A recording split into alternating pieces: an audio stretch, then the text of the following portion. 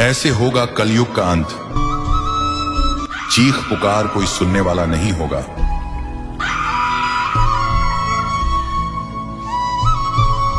ना करेगा कोई मदद। आस रहेगी सबको, कोई मसीहा बनकर जरूर आएगा।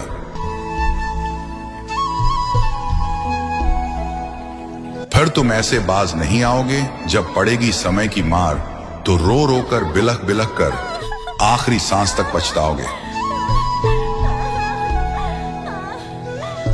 जानिए पूरी सच्चाई आगे इसी वीडियो में। भविष्य मालिका पुराण, जिसको उड़िया भाषा में अच्युतानंद दास जी ने लिखा और उसको हिंदी भाषा में रूपांतरित किया पंडित श्री काशीनाथ मिश्र जी ने। पंचसखा में अंततम महापुरुष अच्युतानंद दास, महापुरुष बलराम दास, महापुरुष जगन्नाथ दास, महापुरुष जसवंत दास और महापुरुष शिशु अनंत दास ने आज से 600 वर्ष पूर्व 15वीं शताब्दी में पावन उत्कल भूमि उड़ीसा राज्य में भगवान चैतन्य महाप्रभु के शिष्य के रूप में इस धरती पर आए और भगवान जगन्नाथ जी के निर्देश से भविष्य पुराण ग्रंथ को संशोधित करते हुए भविष्य मालिका पुराण ग्रंथ की रचना की। इस क्रम में उन्होंने 1,85,000 ग्रंथों के समूह की रचना ताड़ के पत्तों में की, जिसको उड़िया भाषा में लिखा गया। इस ग्रंथ में पंच सखाओं ने कलयुग के अंत में धर्म की स्थिति, भगवान श्री कल्की जी का धरा अवतरण, धर्म स्थापना, मनुष्य समाज का उद्धार और अनंत युग तक की भगवान की लीलाओं का वर्णन विस्तार पूर्वक किया है। भविष्य मालिका में लिखी हुई प्रत्येक बात पत्थर की गाढ़ है। ये हमेशा सच साबित हुई है, जैसे कि भारत में मुगलों का अत्याचार, अंग्रेजों की गुलामी, स्वतंत्रता संग्राम की घटनाएं, स्वतंत्रता संग्राम सेनानियों का वर्णन, भारत देश का टूटकर आजाद होना, पाकिस्तान, बांग्लादेश, श्रीलंका, बर्मा देश का निर्माण, प्रथम विश्व युद्ध, द्वितीय विश्व युद्ध, अज्ञात रोग और महामारी आना आदि आदि, ये सभी घटनाएं घटित हो चुकी हैं। भविष्य मालिका पुराण के प्रस्तावना पृष्ठ पर लिखा है कि कलयुग का अंत हो चुका है। शास्त्रीय धारा एवं मनुस्मृति के आधार पर 4 युग का ही समय देखने को मिलता है। उन युगों के नाम हैं: पहला सतयुग, दूसरा त्रेता युग, तीसरा द्वापर युग और चौथा कलयुग। इन 4 युगों के बाद एक गुप्त युग भी आता है, जिसको अनंत युग या आद्य सतयुग कहते हैं। इस पुस्तक में बेहद हैरान करने वाली बातें लिखी हैं।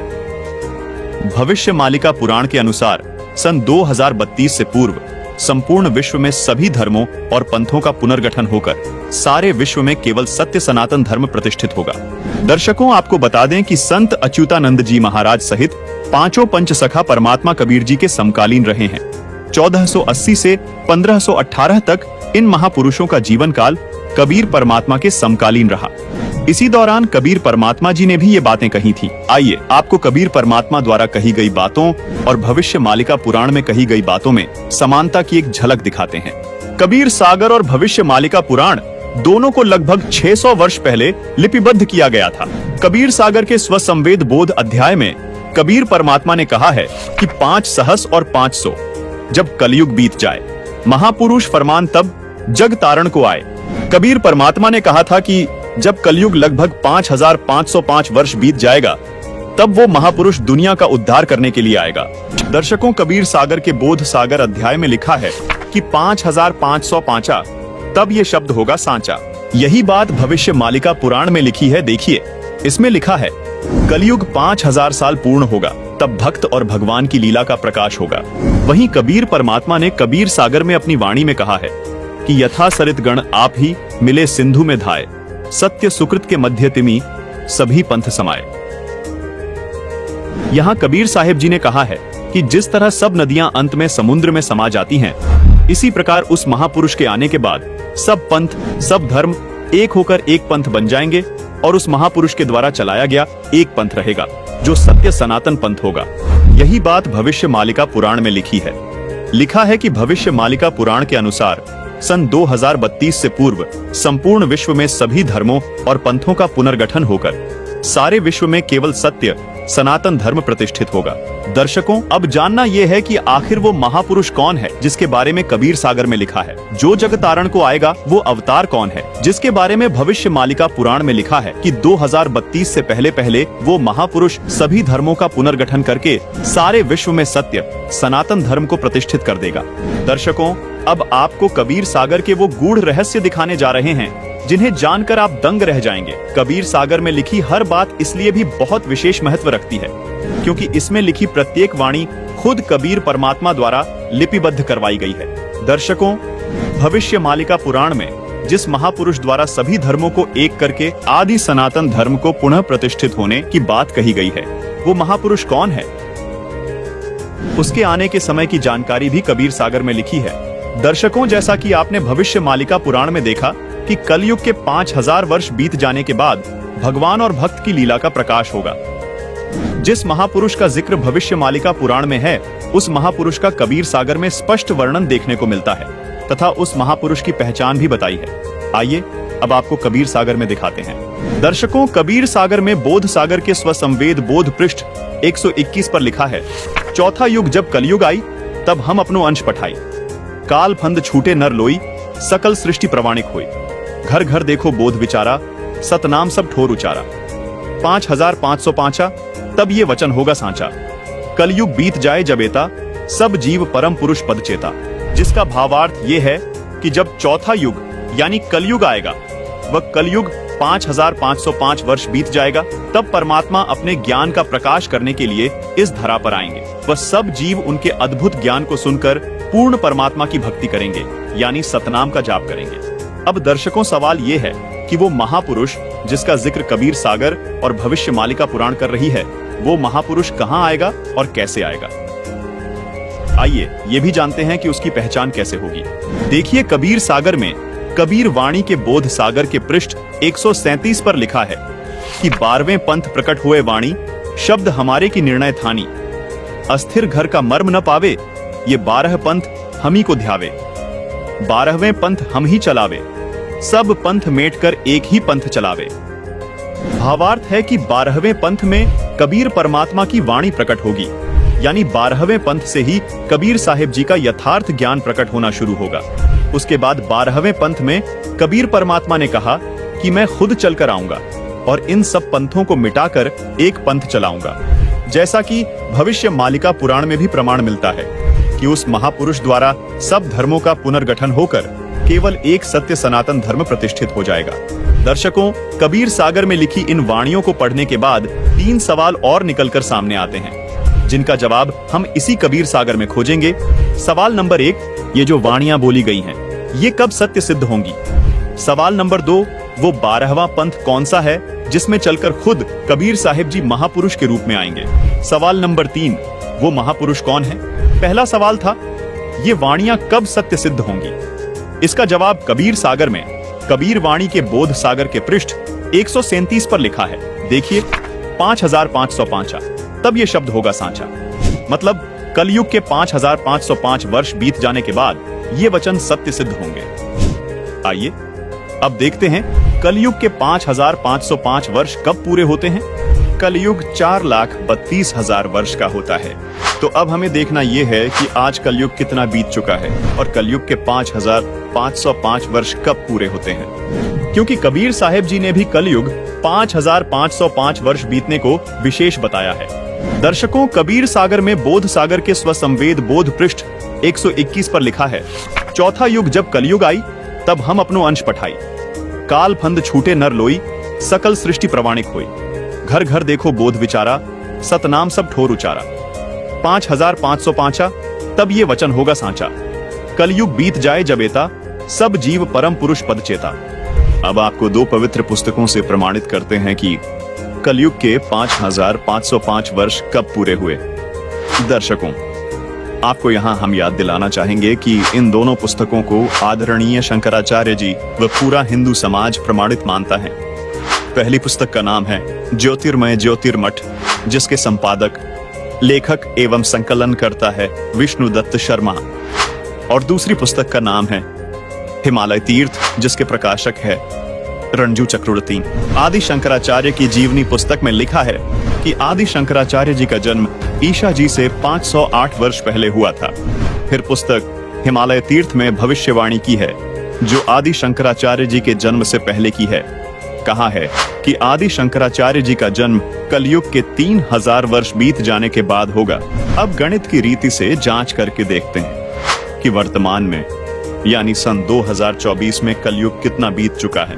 आदि शंकराचार्य जी का जन्म ईशा जी से 508 वर्ष पहले हुआ था। आदि शंकराचार्य की जीवनी पुस्तक के अनुसार शंकराचार्य जी का जन्म हुआ कलयुग 3000 वर्ष बीत जाने पर, मतलब वर्ष 2024 में कलयुग बीत चुका है 3000 जमा 2532 वर्ष, यानी गणित के हिसाब से आज कलयुग 5532 वर्ष बीत चुका है। दर्शकों, अब देखना यह है कि आज 2024 में से कितने वर्ष कम करने पर कलयुग के 5505 वर्ष पूरे होते हैं। मतलब 27 साल पहले कलयुग के 5505 वर्ष पूरे हो चुके थे और साल था 1997। जी हाँ, बिल्कुल, वर्ष 1997 में कलयुग 5505 वर्ष बीत चुका था। हमारा दूसरा सवाल ये था कि कबीर साहिब जी का 12वां पंथ कौन सा है जिसमें कबीर साहिब जी खुद चलकर आएंगे। इसका जवाब भी हमें कबीर सागर में बोध सागर के कबीर चरित्र बोध के पृष्ठ नंबर 1870 पर मिलता है। इस पृष्ठ पर आप देख रहे हैं कि कबीर साहिब जी के 12 पंथों का विवरण है, जिसमें 12वां पंथ गरीबदास जी का पंथ बताया गया है। यानी कबीर साहिब जी द्वारा गरीबदास जी वाले 12वें पंथ में आने की बात कबीर सागर में कही गई है। अब आप सोच रहे होंगे कि ये गरीबदास जी कौन है और इनका जन्म कब हुआ। इसका जवाब भी हमें कबीर सागर में कबीर वाणी के बोध सागर के पेज 136 पर मिलता है। लिखा है कि संवत 1775 हुई। यहाँ 75 गलत प्रिंट हुआ है, ये 74 है, सही वाणी है। संवत 1774 हुई। ता दिन प्रेम प्रकटे जग सोई, यानी जिसके माध्यम से कबीर परमात्मा की वाणी प्रकट होगी उसका जन्म संवत 1774 में होगा। आपको बता दें कि गरीबदास जी का जन्म संवत 1774 में हुआ था। उनके माध्यम से कबीर साहिब जी ने अपना संपूर्ण ज्ञान प्रकट किया। दर्शकों, आप जान चुके हैं कि 12वां पंथ गरीबदास जी महाराज का पंथ है। यहाँ कबीर साहिब जी ने यह भी स्पष्ट किया है कि 12वें पंथ वाले भी मेरी वाणियों को पढ़ेंगे लेकिन समझ नहीं पाएंगे, इस कारण पार नहीं हो पाएंगे, यानी मोक्ष प्राप्त नहीं कर पाएंगे। इसलिए इन 12 पंथों को खत्म करके पूर्ण परमात्मा खुद पूर्ण संत के रूप में 13वां पंथ चलाएंगे, जिससे बिचली पीढ़ी में आने वाली हंस आत्माएं मोक्ष प्राप्त करेंगी। इस बिचली पीढ़ी को ही भविष्य मालिका पुराण में आद्य सतयुग कहा है। कबीर सागर में कबीर वाणी के बोध सागर के पृष्ठ 137 पर लिखा है कि प्रथम चरण कलयुग निर्याना, तब मगहर मांडो मैदाना। यहाँ कबीर परमात्मा ने कहा है कि जब मैं मगहर से सहशरीर सतलोक जाऊंगा, वो कलयुग का प्रथम चरण चल रहा होगा। आइए अब इस वाणी में देखिए। कबीर सागर में कबीर वाणी के बोध सागर के पृष्ठ 137 पर लिखा है कि धर्मदास मेरी लाख दुहाई, मूल शब्द बाहर न जाई। पवित्र ज्ञान तुम जग में भाको, मूल ज्ञान गोई तुम राखो। मूल ज्ञान जो बाहर पढ़ी, बिचली पीढ़ी वंश हंस नहीं तरही। यहाँ बिचली पीढ़ी मतलब कलयुग का दूसरा चरण अथवा बीच वाला चरण है। दर्शकों, यहाँ स्पष्ट करना चाहेंगे कि जिस समय को भविष्य मालिका पुराण में आधे सतयुग कहा है, उसको कबीर परमात्मा जी ने कबीर सागर में बिचली पीढ़ी यानी कलयुग का दूसरा चरण कहा है और धर्मदास जी को चेताते हुए कहा कि हे धर्मदास, यदि ये मूल ज्ञान अथवा मूल मंत्र अगर नकली संतों के हाथ लग गए तो दूसरे चरण वाली यानी बिचली पीढ़ी में आने वाली आत्माएं मोक्ष प्राप्त नहीं कर पाएंगी। मतलब जो आधे सतयुग में जन्म लेगा उसका पूर्ण लाभ वो आत्माएं नहीं उठा पाएंगी। भविष्य मालिका पुराण में लिखी इस बात को भी विस्तार से समझाते हैं कि वो महापुरुष कौन है। आइए कबीर सागर से आपको स्पष्ट करते हैं, जो खुद कबीर परमात्मा द्वारा बोला गया सूक्ष्म वेद है। देखिए, कबीर सागर में बोध सागर के स्वसम वेद बोध के पेज नंबर 171 पर लिखा है कि 5 सहस और 500 जब कलयुग बीत जाए, महापुरुष फरमान तब जग तारण को आए। हिंदू तुर्क आदिक सबे जेते जीव जहान, सतनाम की साख गही पावे पद निर्वाण। यथा सरितगण आप ही मिले सिंधु में धाय, सत सुकृत के मध्य तिमी सभी पंथ समाये। जब लग पूर्ण हुए नहीं ठीके को तिथिवार, कपट चातुरी तभी लो स्वसंवेद निराधार। सभी नारी नर शुद्ध तब जब ठीक का दिन आवन, कपट चातुरी छोड़ के शरण कबीर गहन। एक अनेक हो गए पुनः अनेक हो एक, हंस चले सतलोक सब सत्य नाम की टेक। घर घर बोध विचार हो दुर्मति दूर बहाए, कल युग में सब एक हो बढ़ते सहज सुभाए। कबीर साहिब जी यहाँ स्पष्ट कर रहे हैं कि कलयुग अभी समाप्त नहीं हुआ है। कलयुग के अंदर ही एक समय ऐसा आएगा जब कलयुग में ही सब एक होकर सहज स्वभाव वाले हो जाएंगे। कलयुग में ही सतयुग जैसा माहौल हो जाएगा। जो कि हजारों वर्षों तक चलेगा। 2032 तक आदि सनातन धर्म प्रतिष्ठित हो जाएगा और पूरे विश्व में फैल जाएगा। कहां उग्र का शूद्र हो, हर सबकी भव भीड़, सो समान सम दृष्टि है, समर्थ सत कबीर। भावार्थ है कि जब कलयुग 5505 वर्ष बीत जाएगा, तब वो महापुरुष इस धरा पर आएंगे और हिंदू मुस्लिम व सभी धर्म पंथों को एक करेंगे, सब सतनाम का जाप करेंगे और मोक्ष को प्राप्त करेंगे। दुनिया के जितने भी धर्म व पंथ है, वो सभी उस महापुरुष के द्वारा चलाए गए 13वें पंथ, जो आदि सनातन पंथ होगा, उसमें ऐसे मिल जाएंगे जैसे सभी नदियां बड़े समुद्र में मिल जाती हैं। जब वो समय आएगा, तब पृथ्वी के सभी मनुष्यों का स्वभाव सहज और शुद्ध हो जाएगा, सबकी बुद्धि निर्मल हो जाएगी, सब पाप करने से डरेंगे, यानी नर नारी कपट चतुराई छोड़कर कबीर परमात्मा की शरण ग्रहण करेंगे। दर्शकों, यहाँ पर हम आपको ये भी बताना चाहेंगे कि कलयुग अभी खत्म नहीं हुआ है। कलयुग अपने समय अनुसार ही समाप्त होगा, जो है 4,32,000 वर्ष। दर्शकों, अब आपको कलयुग के अंतिम चरण, यानी जब कलयुग समाप्त होगा, उस विषय में बताते हैं। कलयुग के तीसरे चरण, यानी कलयुग के अंत में कल की अवतार जन्म लेगा, जो राजा हरीशचंद्र वाली आत्मा ही होगा। उस समय कलयुग की हालत बहुत खराब हो जाएगी। मनुष्य मनुष्य को खाने लगेगा और जिस भी मनुष्य में भक्ति का बीज नहीं होगा, उसको कल की अवतार यानी राजा हरीशचंद्र वाली आत्मा अपनी तलवार से काटकर समाप्त कर देगा और सतयुग की स्थापना करेगा।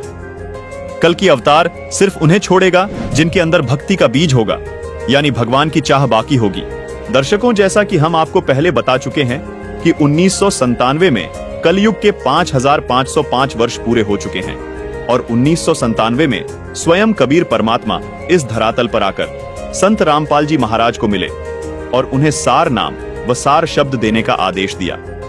अब आपको ये बात जानकर हैरानी होगी, जिस महापुरुष की बात भविष्य मालिका पुराण और कबीर सागर कर रहे हैं, वो महापुरुष कोई और नहीं बल्कि संत रामपाल जी महाराज ही हैं। जो महापुरुष 13वें पंथ का प्रवर्तक होगा, वो संत कोई और नहीं बल्कि संत रामपाल जी महाराज ही हैं। संत रामपाल जी महाराज ही वो संत हैं जो सब धर्मों को एक करके आदि सनातन धर्म की स्थापना करेंगे। संत रामपाल जी महाराज ही वो संत हैं जो 31 वर्ष से अपने भक्तों को 3 समय की आरती करवाते हैं। संत रामपाल जी महाराज गरीबदास जी महाराज वाले पंथ से हैं। संत रामपाल जी महाराज जी जो अद्भुत ज्ञान दे रहे हैं, उसी से सभी धर्म व पंथ एक होकर आदि सनातन धर्म में प्रवर्तित हो जाएंगे। दर्शकों, हम आपको ये भी बताना चाहेंगे कि संत रामपाल जी महाराज सन 1994 से ही, यानी जब से संत रामपाल जी को अपने गुरुदेव से नाम दीक्षा देने का आदेश हुआ है, तब से ही संत रामपाल जी 3 समय की संध्या आरती करते व करवाते हैं, जो मनुष्य के मोक्ष में सहयोगी है। दर्शकों, ऋग्वेद में भी प्रमाण है कि जो पूर्ण संत आएगा, वो 3 समय की संध्या आरती करने को देगा। आइए आपको ऋग्वेद में प्रमाण दिखाते हैं। ये है ऋग्वेद मंडल 8 सूक्त 1 मंत्र 29, जिसमें साफ साफ लिखा है कि पूर्ण संत 3 समय की संध्या सुबह, दोपहर और रात्रि, तीनों संध्या में परमात्मा की स्तुति करवाएगा। दर्शकों, इससे सिद्ध होता है कि संत रामपाल जी महाराज ही पूर्ण संत है जो विश्व का कल्याण करेंगे, और इस बात की वेद भी गवाही देते हैं। संत रामपाल जी महाराज का नारा है कि जीव हमारी जाति है, मानव धर्म हमारा, हिंदू मुस्लिम सिख ईसाई धर्म नहीं कोई न्यारा। संत रामपाल जी महाराज एकमात्र ऐसे संत हैं जिनके पास वास्तविक सत नाम है, जो कि उन्होंने गरीबदास जी द्वारा रचित अमर ग्रंथ सूक्ष्म वेद से प्रमाणित करके दिखाया है। दर्शकों, अब आपको ये बताते हैं कि क्यों सभी धर्म व सभी पंथ संत रामपाल जी महाराज द्वारा चलाए गए आदि सनातन पंथ में मिल जाएंगे। गीता अध्याय 17 श्लोक 23 में बताया गया है कि पूर्ण परमात्मा को पाने का ओम तत्सत मंत्र है, जो सांकेतिक है। सामवेद संख्या नंबर 822 में भी यही कहा गया है कि उस परमात्मा को पाने का भी त्रितस्य नाम है, यानी 3 नाम का मंत्र है जो सांकेतिक है। दर्शकों, अब आपको पवित्र कुरान शरीफ का एक ऐसा भेद बताते हैं जिसे जानकर आप हैरान रह जाएंगे। पवित्र कुरान शरीफ में 2 आयत ऐसी हैं जिनके बारे में सभी अनुवादक स्वयं कहते हैं कि इन 2 आयतों का अर्थ स्वयं खुदा ही जानता है। वो 2 आयत कौन सी हैं? आइए दिखाते हैं। दर्शकों, ये है पवित्र कुरान शरीफ की सूरह अश सूरह 42 की आयत नंबर 1 और 2, जिसमें आप देख रहे हैं कि जिसमें एन सीन काफ अक्षरों का अर्थ नहीं किया गया है।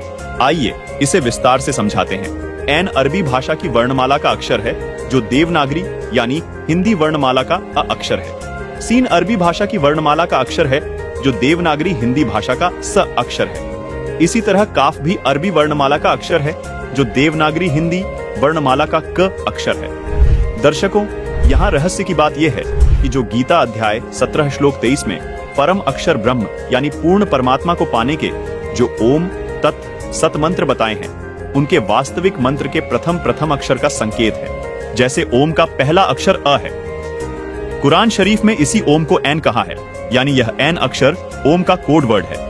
इसी प्रकार जो तत् नाम है, उसका वास्तविक मंत्र सोहम है, जिसको कुरान शरीफ में सीन कहा गया है, यानी स अक्षर सोहम शब्द का प्रथम अक्षर है, जो कुरान शरीफ में लिखे सीन अक्षर का कोड वर्ड है। इसी प्रकार कुरान शरीफ में बताया गया काफ मंत्र गीता में बताए गए तीसरे सत मंत्र के वास्तविक मंत्र का पहला अक्षर है, जो कोड वर्ड है। इसका खुलासा यहाँ नहीं किया जा सकता, ये केवल संत रामपाल जी महाराज ही बताएंगे। दर्शकों, यदि आपको मोक्ष कराना है तो धर्म व पंथ की सीमाओं से ऊपर उठकर एक होना पड़ेगा। इस 3 नाम के मंत्र का जाप करना होगा। सूरत फुरकान 25 आयत 59 में कहा है कि जिस परमात्मा ने 6 दिन में सृष्टि की रचना की और 7वें दिन तख्त पर जा विराजा, वह स्वयं कबीर परमात्मा है। उसकी खबर किसी बाखबर यानी कि तत्वदर्शी संत से पूछो। दर्शकों, मजे की बात यह है कि गीता जी में भी अध्याय 4 श्लोक 34 में तत्वदर्शी संत के पास जाने को कहा है। दर्शकों, ये 3 सांकेतिक नाम जो गीता, वेद व कुरान शरीफ में बताए गए हैं, ये मंत्र संत रामपाल जी महाराज सन 1997 से अपने शिष्यों को दीक्षा में दे रहे हैं। एक और आश्चर्य की बात यह है दर्शकों, पवित्र कुरान शरीफ की सब आयतों का अर्थ अनुवादकों ने किया, परंतु सूरा 42 की आयत नंबर 1 और 2 का अर्थ किसी भी अनुवादक ने नहीं किया है। इससे भी स्पष्ट हो जाता है कि पूरा मुस्लिम समाज इस मूल मंत्र के रहस्य को नहीं जानता, जो पूर्ण कल्याणकारक है, जिसको खुदा कबीर ने संत गरीबदास को बताया तथा फिर संत रामपाल जी तक पहुंचाया है। दर्शकों, सबसे बड़ी हैरानी की बात यह है कि आज तक सूरा 42 की इन आयतों का अनुवाद किसी भी अनुवादकर्ता ने नहीं किया है, लेकिन संत रामपाल जी महाराज जी द्वारा लिखी पुस्तक मुसलमान नहीं समझे ज्ञान कुरान में इन आयतों व मंत्रों एन सीन काफ को पेज नंबर 12 पर पूरे विस्तार से समझाया है। हमारी सभी मुसलमान भाइयों से अपील है कि कृपया संत रामपाल जी महाराज द्वारा लिखी ये पुस्तक मुसलमान नहीं समझे ज्ञान कुरान अवश्य पढ़ें व अपना जीवन धन्य बनाएं। गीता, वेद व कुरान में बताए गए ये सांकेतिक मंत्र केवल संत रामपाल जी महाराज के पास है। इसलिए सभी धर्म व सभी पंथ केवल संत रामपाल जी महाराज से ही नाम दीक्षा लेकर मोक्ष प्राप्त कर सकते हैं। संत रामपाल जी महाराज ये सांकेतिक मंत्र 1997 से अपने शिष्यों को दे रहे हैं, जिससे उनको अद्वितीय लाभ हो रहे हैं। संत रामपाल जी महाराज सूक्ष्म वेद से प्रमाणित करके बताते हैं कि जैसे हिंदू साहिबान अलग अलग समय पर अलग अलग देवताओं की स्तुति करते हैं, उसी प्रकार मुस्लिम भाई भी 5 समय की नमाज करते हैं, जो कि अल्लाह की स्तुति है। ये आरती और नमाज करना ग्लूकोज की तरह समझो, जो आपके मन और आत्मा को साफ रखता है, लेकिन जिससे भगवान अथवा अल्लाह की प्राप्ति होगी, जन्म मरण से छुटकारा मिलेगा, वो औषधि अथवा नाम मंत्र अलग है। नमाज और आरती करने से मोक्ष नहीं मिल सकता। मोक्ष प्राप्ति के सांकेतिक मंत्र गीता जी और कुरान शरीफ दोनों में लिखे हैं। गीता जी में जिनको ओम तत्सत लिखा है, उन्हीं को कुरान शरीफ में एन सीन काफ लिखा है। इन सांकेतिक अक्षरों के वास्तविक मंत्र संत रामपाल जी महाराज उपदेश देते समय अपने शिष्यों को देते हैं। इसके अलावा जो भी मंत्र जाप चाहे हिंदू धर्म में किए जाए या मुस्लिम धर्म में, वो व्यर्थ हैं। जैसे हिंदू धर्म के तथा कथित धर्म गुरु राधे राधे, राधे राधे, ओम नमः शिवाय, हरे राम हरे कृष्ण, कृष्ण हरे कृष्ण, ओम भगवते वासुदेवाय नमः मंत्र देते हैं। ओम नमो भगवते वासुदेवाय आप जपें। इसलिए शास्त्र विरुद्ध है। इसी प्रकार मुसलमान भाई कलमा पढ़ते हैं, उससे भी कोई लाभ नहीं होगा, क्योंकि वो कुरान में लिखे एन सीन काफ मंत्रों से मेल नहीं खाते। कुरान के अनुसार हक पूजा के यही 3 मंत्र हैं जो सांकेतिक है, जिनको केवल बाखबर ही बता सकता है। दर्शकों से हमारा निवेदन है कि यदि आपको मोक्ष चाहिए तो जो भक्ति संत रामपाल जी महाराज बता रहे हैं वो ही भक्ति करनी होगी, क्योंकि संत रामपाल जी महाराज के अतिरिक्त कोई भी तत्वदर्शी संत अथवा बाखबर इस पृथ्वी पर नहीं है। दर्शकों, अब आपको सुप्रसिद्ध संत तुलसीदास उर्फ जय गुरुदेव मथुरा वाले बाबा की एक पुस्तक दिखाते हैं। पुस्तक का नाम है जय गुरुदेव की अमर वाणी भाग 2, जिसके पेज नंबर 59 पर एक भविष्यवाणी मिलती है। बाबा जय गुरुदेव ने 28 अगस्त 1971 को एक भविष्यवाणी की थी, जिसमें बाबा जय गुरुदेव जी ने बताया कि महापुरुष का जन्म भारतवर्ष के छोटे से गांव में हो चुका है और वह व्यक्ति मानव इतिहास का सबसे महत्वपूर्ण व्यक्ति बनेगा। उसे जनता का इतना बड़ा समर्थन प्राप्त होगा कि आज तक किसी को नहीं मिला है। वह महापुरुष नए सिरे से विधान को बनाएगा और वह विश्व के संपूर्ण देशों पर लागू होगा। उसका एक झंडा होगा, उसकी एक भाषा होगी। दर्शकों, बाबा जय गुरुदेव ने 7 सितंबर 1971 को एक और भविष्यवाणी की है। देखिए, इसी पुस्तक जय गुरुदेव की अमर वाणी भाग 2 के पेज नंबर 50 पर लिखा है कि वह अवतार जिसकी लोग प्रतीक्षा कर रहे हैं वो 20 वर्ष का हो चुका है। यदि उसका पता बता दूं तो लोग उसके पीछे पड़ जाएंगे। अभी ऊपर से आदेश बताने के लिए नहीं हो रहा है। मैं समय का इंतजार कर रहा हूं और सभी महात्माओं ने समय का इंतजार किया है। समय आते ही सबको सब कुछ मालूम हो जाएगा। दर्शकों, 7 सितंबर 1971 को 20 वर्ष का होने वाला वो महापुरुष कोई और नहीं बल्कि संत रामपाल जी महाराज ही हैं, जिनके समर्थकों की गिनती दिन रात बहुत तेजी से बढ़ती जा रही है, जिनके ज्ञान का परचम पूरे विश्व में लहराने लगा है, जो जल्द ही पूरे विश्व में स्थापित हो जाएगा। दर्शकों, अभी आपको हंगरी नाम के एक महान भविष्यवक्ता की महान भविष्यवाणी से रूबरू करवाते हैं। देखिए, हैरान कर देने वाली ये भविष्यवाणी। ये देखिएगा, ये एक पुस्तक है, एक पुरानी फटी पुरानी सी है किताब। ये देखो, युग निर्माण की सुनिश्चित संभावना, ये तो इसका नाम है, टाइटल है। लेखक है इसका बलराम सिंह परिहार, प्रकाशक है युग निर्माण योजना, गायत्री तपोभूमि मथुरा से। बस इतना ही उल्लेख है इसका, ज़्यादा आगे नहीं लिखा, ये फटा हुआ ज़्यादा है। ये देखिएगा पृष्ठ नंबर 19 पे, ये पृष्ठ नंबर 19 है। इसके पृष्ठ नंबर 19 पे यानी 19 पे क्या लिखा है कि स्वाधीनता यानी आज़ादी के 4 वर्ष बाद एक शक्तिशाली धार्मिक संस्था प्रकाश में आएगी और सारे संसार का उद्धार करेगी। उद्धारक इस संस्था का स्वामी संचालक होगा। अब यहाँ ये क्या है कि किसी एक भविष्यवाणी है, हंगरी नाम का कोई भविष्यवक्ता था, उसकी ली है इसने, अपनी पुस्तक तैयार की है, लोगों की सुना के पढ़ा के, तो इसने अपने हिसाब से इन्होंने उस पर सेट कर रखी है। इसका अर्थ ये था कि 1947 में भारत स्वतंत्र हुआ, उसके 4 वर्ष बाद दास का जन्म हुआ 1951 में। इसका अर्थ तो ये बनता है कि स्वाधीनता के 4 वर्ष बाद 1951 में एक संत का जन्म होगा जो धार्मिक संस्था को ऐसी बनाएगा जो पूरे विश्व का कल्याण करेगी।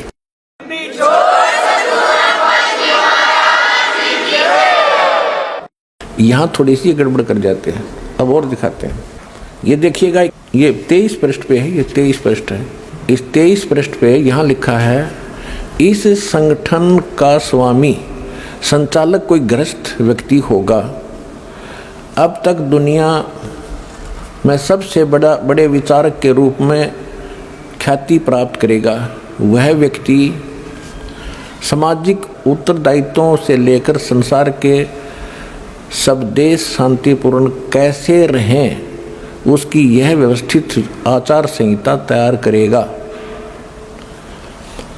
उसके जीवन भर के संग्रहित विचारों को यदि एक पुस्तक में लिखा जाए तो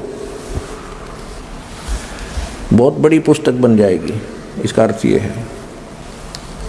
यहाँ एक 29 पृष्ठ पे देखिएगा, 29 पृष्ठ पे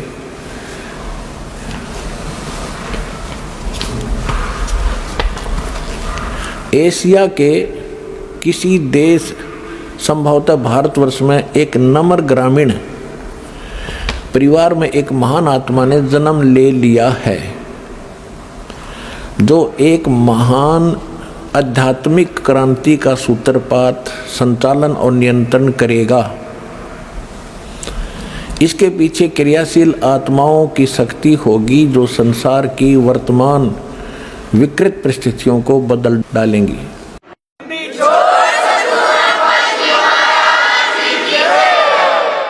1999 में ये क्या बोला गया है कि एक ऐसे व्यक्ति ने जन्म लिया है जिसकी अकेले ही उत्पादित शक्ति किसी भी शक्ति संपन्न राष्ट्र के बराबर होगी। वह एक भाषा, एक संस्कृति, एक धर्म की आचार संहिता सर्जन करेगा।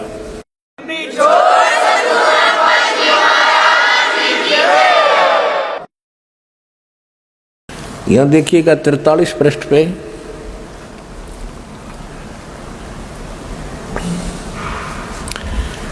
यह लिखा है कि दिव्य देहधारी पुरुष ने जन्म लिया है। वे सबके मन में प्रसन्नता भरेंगे, दुनिया भर के कष्ट दूर करेंगे। अन्यायी और अत्याचारियों को भी वह ठीक करेंगे। रात्रि के प्रथम पहर में जब मैं प्रगाढ़ निद्रा में होता हूँ तो स्वप्न में एक दिव्य पुरुष को देखता हूँ, दिव्य व्यक्ति को।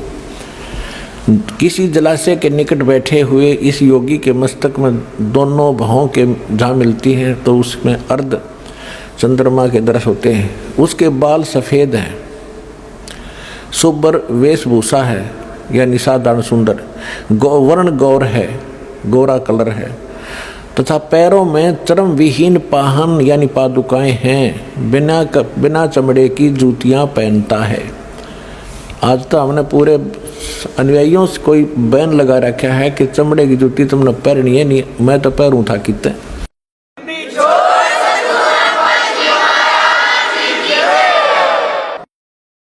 अब देखिएगा इसके पृष्ठ नंबर 72 पे, इसके 72 पृष्ठ पर देखिएगा, यहां लिखा है कि इतिहास के अद्वितीय महापुरुष के बारे में नॉस्ट्रेडमस ने भी कुछ संकेत दिए हैं। उसके मस्तक में चंद्रमा होगा, वेशभूषा बहुत सादी होगी, यानी लाल पीले कपड़े नहीं होंगे, उसके लंगोट लंगाट बांध कर नहीं घूमेगा। 2 विवाह होंगे, 2 पुत्र होंगे, 2 पुत्रियां होंगी। अब यहाँ इसके ऊपर थोड़ा सा आपको संस्कार का भी बताऊंगा। इन संपूर्ण भविष्यवाणियों का लिंक नीचे डिस्क्रिप्शन बॉक्स में दिया गया है। दर्शकों, भविष्य वक्ता की ये भविष्यवाणी केवल संत रामपाल जी महाराज पर ही सटीक बैठती हैं, जिसमें उन्होंने कहा है कि 1951 में एक संत का जन्म होगा, जिसकी अध्यक्षता में एक धार्मिक संस्था का निर्माण होगा जो पूरे विश्व का कल्याण करेगी।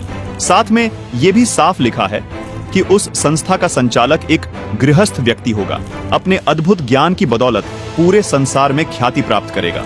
उस महापुरुष की 4 संतान होंगी, 2 पुत्र व 2 पुत्रियां होंगी। ये सब भविष्यवाणियां सिर्फ और सिर्फ संत रामपाल जी महाराज पर खरी उतरती है। संत रामपाल जी महाराज का जन्म एक साधारण ग्रामीण परिवार में हुआ। संत रामपाल जी महाराज ही वो संत हैं जो कभी चमड़े की बनी वस्तु का इस्तेमाल नहीं करते हैं, न कभी अपने शिष्यों को करने देते हैं। भविष्यवाणी में यह भी लिखा है कि उस संत के बाल सफेद होंगे। अतः इस महान भविष्यवक्ता की भविष्यवाणी भी यही सिद्ध करती है कि वो महापुरुष कोई और नहीं, संत रामपाल जी महाराज ही हैं। दर्शकों, अब आपको राजस्थान राज्य के एक सुप्रसिद्ध संत बाबा रामदेव की भविष्यवाणी भी दिखाते हैं। यह है पुस्तक 24 प्रमाण, जिसके पेज नंबर 65 पर लिखा है कि नगर कोट नहीं, जाट कहां सी, मुखबंद होके कवि गुण गासी। यहाँ बाबा रामदेव जी कह रहे हैं कि वह महापुरुष जाट जाति में आएगा और कवि यानी कबीर परमात्मा के गुण गाएगा। संत रामपाल जी महाराज का जन्म एक किसान परिवार में जाट जाति में हुआ है। संत रामपाल जी महाराज एकमात्र ऐसे संत हैं जो कबीर देव यानी कबीर परमात्मा के गुण 1988 से संसार को सुना रहे हैं। इसी पुस्तक 24 प्रमाण के पेज नंबर 111 पर देखिए, संत रामपाल जी महाराज के बारे में एक और भविष्यवाणी की गई है। हर आसी हरियाणे तोरण, रंगरी रीत चुकासी, सुंदर खाती अगम भाषिया, झुक चौथा में होसी। यहाँ भी संत रामदेव जी अपनी वाणी में साफ साफ कह रहे हैं कि वो महापुरुष हरियाणा में आएंगे और चौथे युग यानी कलयुग में आएंगे। दर्शकों, जिस समय संत रामपाल जी महाराज का जन्म हुआ उस समय गांव धनाना जिला सोनीपत पंजाब प्रांत में था, जो बाद में 1966 में पंजाब से अलग होकर हरियाणा प्रांत का हिस्सा बना। संत रामपाल जी महाराज का जन्म 8 सितंबर 1951 को धनाना गांव में हुआ था। इसी पुस्तक 24 प्रमाण के पेज नंबर 62 पर संत रामपाल जी महाराज के बारे में एक और भविष्यवाणी की गई है। कलयुग में सतयुग अवसी, पहरा पाप रा पलटेला, सांचा संत दल में आवसी ऋषिजन साख भरेला। दर्शकों, कबीर सागर और भविष्य मालिका पुराण में लिखी भविष्यवाणी संत रामदेव जी की भविष्यवाणी से ज्यों की त्यों मेल खाती है। संत रामदेव जी भी कहते हैं कि कलयुग में ही सतयुग जैसा माहौल होगा। वो पूर्ण संत अपने आध्यात्मिक ज्ञान के जरिए बढ़ रहे पाप को खत्म कर देगा। दर्शकों, वो संत कोई और नहीं बल्कि संत रामपाल जी महाराज ही हैं। आइए आपको एक और भविष्यवाणी दिखाते हैं जो संत गरीबदास जी महाराज ने सूक्ष्म वेद के अथ असुर निकंदन रामायणी पृष्ठ नंबर 716 पर लिखी है। सदगुरु दिल्ली मंडल आयसी, सूती धरनी सूम जगायसी। संत गरीबदास जी महाराज कह रहे हैं कि वो महापुरुष दिल्ली मंडल में आएगा और अज्ञान के अंधेरे में सोई हुई आत्माओं को जगाएगा। दर्शकों, गांव धनाना जिला सोनीपत हरियाणा, जहां संत रामपाल जी महाराज का जन्म हुआ, ये क्षेत्र दिल्ली मंडल में आता है। अभी आपको गुरु नानक देव जी भाई वाले वाली जन्म साखी से भी प्रमाणित करते हैं कि वो महापुरुष जो कबीर जी और नानक जी के बाद इस धरा पर आएगा, वो जाट जाति में आएगा। इन सभी भविष्यवाणियों ने भी सिद्ध कर दिया कि वो अवतार जिसकी लोग प्रतीक्षा कर रहे थे, वो कोई और नहीं, संत रामपाल जी महाराज ही हैं। दर्शकों, संत रामपाल जी महाराज के बारे में और भी बहुत से महान भविष्य वक्ताओं की भविष्यवाणियां देखने के लिए डिस्क्रिप्शन बॉक्स में इस वीडियो का लिंक डाला है। लिंक पर क्लिक करके उन सभी महत्वपूर्ण भविष्यवाणियों को भी जरूर देखें। अगर आप ये वीडियो YouTube पर देख रहे हैं तो हमारे चैनल को सब्सक्राइब करें और बेल आइकन को दबाना ना भूलें। अगर आप Facebook पर ये वीडियो देख रहे हैं तो हमारे पेज को लाइक करें।